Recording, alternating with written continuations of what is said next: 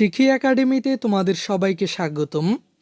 এই ভিডিওতে এখন আমরা ষষ্ঠ শ্রেণীর স্বাস্থ্য সুরক্ষা বইয়ের চলো বন্ধু হই অধ্যায়টি থেকে ৬৭ পৃষ্ঠার বন্ধু মেলা ছকটির সমাধান দেখব। শিক্ষার্থীরা, তার আগে চলো আমরা দেখে নেই এই বন্ধু মেলা ছকটি সম্পর্কে উপরে কি বলা হয়েছে। প্রিয় বন্ধু হলাম, আমরা এই পরিকল্পনা অনুযায়ী বন্ধু হওয়ার কাজ করব। ১ মাস পরে আমরা বন্ধু মেলা উৎসব করব। উৎসবের দিনে আমার প্রিয় বন্ধুকে সবার সাথে পরিচয় করিয়ে দেব। আজ এত তারিখ থেকে শুরু হলো আমার পরিকল্পনার কাজ। শিক্ষার্থীরা, তোমরা যখন এই কাজটি শুরু করবে, তোমরা তখনকার তারিখটি এখানে উল্লেখ করবে।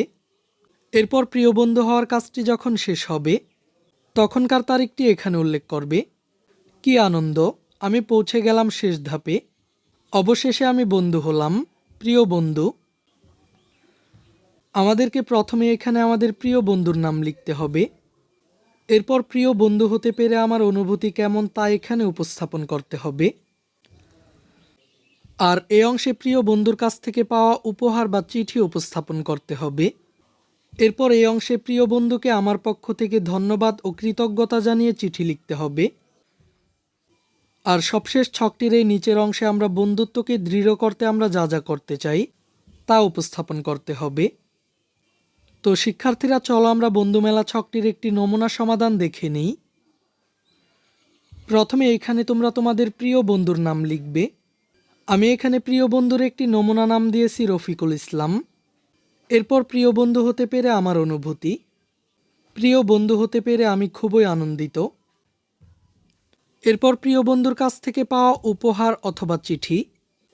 এখানে আমি দুটি নমুনা উপহার উল্লেখ করেছি। এগুলো হলো রং পেন্সিল ও স্কুল ডায়েরি। এরপর প্রিয় বন্ধুকে আমার পক্ষ থেকে ধন্যবাদ ও কৃতজ্ঞতা জানিয়ে চিঠি। আমি এখানে তোমাদেরকে একটি নমুনা চিঠি দেখানোর চেষ্টা করেছি। এটি হলো প্রিয় রফিকুল, আশা করি তুমি ভালো আছো। তোমার মতো বন্ধু পেয়ে আমি খুবই খুশি। তোমার বন্ধু হতে পেরে আমি সত্যিই গর্বিত। তোমাকে সাথে পেয়ে আমি আমার পথ চলার অনুপ্রেরণা পাই। আশা করি এভাবেই সবসময় আমার পাশে থাকবে।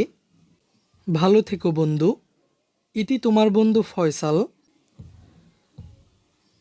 এবার আমরা সবশেষে দেখে নেই বন্ধুত্বকে দৃঢ় করতে আমরা যা যা করতে চাই।